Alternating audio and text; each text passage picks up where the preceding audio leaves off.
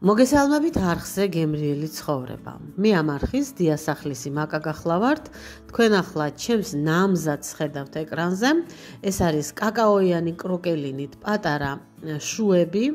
ეს კი არის პარი ბრესტისთვის მომზადებული რკალები ნუშით, რომელშიც უნდა ჩავდო თხილიანი პრალინე, ანუ თხილიანი კრემი. ეს კი ლამაზი, გემრიელი და კარგად გამომშრალი ეკლერებია. ამ დესერტების საერთო ის არის, რომ სამივე მომზადებულია მოხარშული ცომით, რომელსაც ჩვენ დღეს მოვამზადებთ. ცომისთვის ქვაფში ჩავდე 110 გრამი კარაქი და დავამატე ციქვი მარილი. ჩაის ყოფზის მესამედი შაქარი,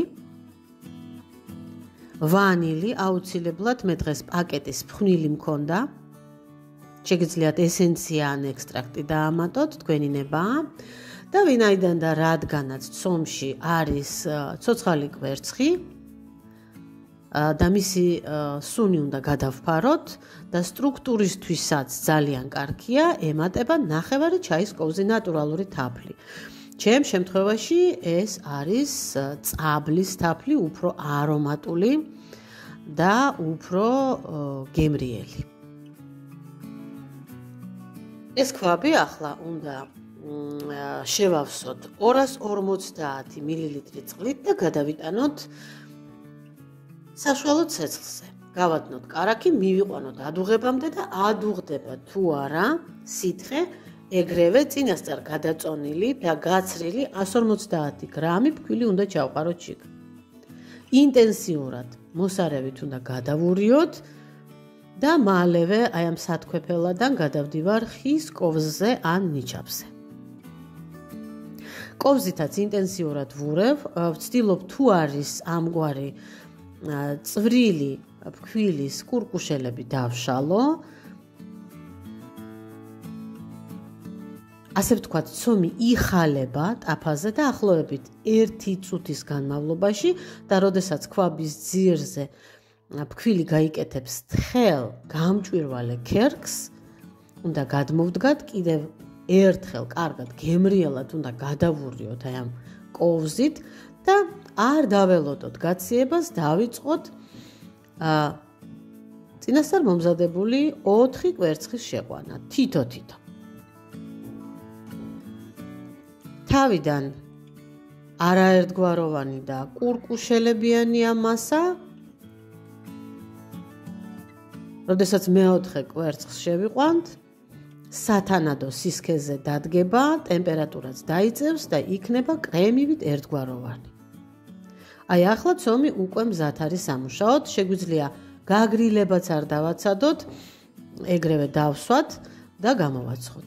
ან შევინახოთ ჰერმეტულად დახურულ ჭურჭელში, მაცივარში 3-4 დღე. ან საყინულეში უფრო დიდხანს და ხმარების წინ გამოვიღოთ, გავადნოთ, გადავთქვიფოთ და მოვიხმაროთ. გადამაქვს ცომი ერთჯერად საკონდიტრო ტომარაში. დღეს გამოვიყენე ღია ვარსკვლავის თავაკი. შეგიძლიათ თავაკი საერთოდ არ გამოიყენოთ, უბრალოდ კონუსი ცვირთან მოჭრათ. ან გამოიყენოთ თავაკი უბრალოდ რგოლი და არა ნიკბებიანი ვარსკვლავი. თქვენი ნებაა.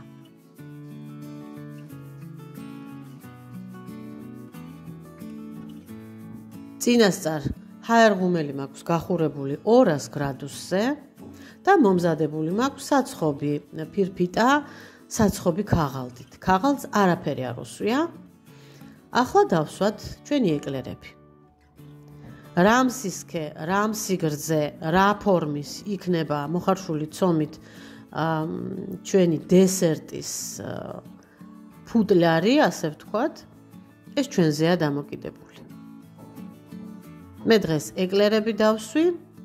ხშირად მინახავს, რომ მაკრატლით ჭრიან ხოლმე ბოლოებში.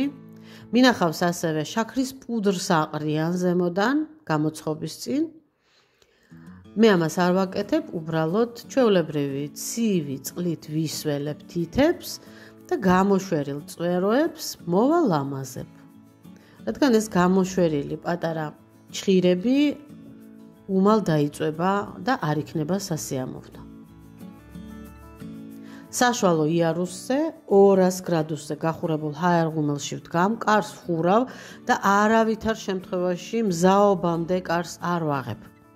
პირველი 20 წუთი ვაცხობ 200 გრადუსზე, ხოლო ბოლო 15-20 წუთი გააჩნია როგორ აცხობს თქვენი ღუმელი, რამდენ ხანს დასჭირდება, ვაცხობ უკვე 150 გრადუსზე. ჯობს უფრო დიდხანს გავაჩეროთ, ვიდრე ნაადრევად გამოვიღოთ.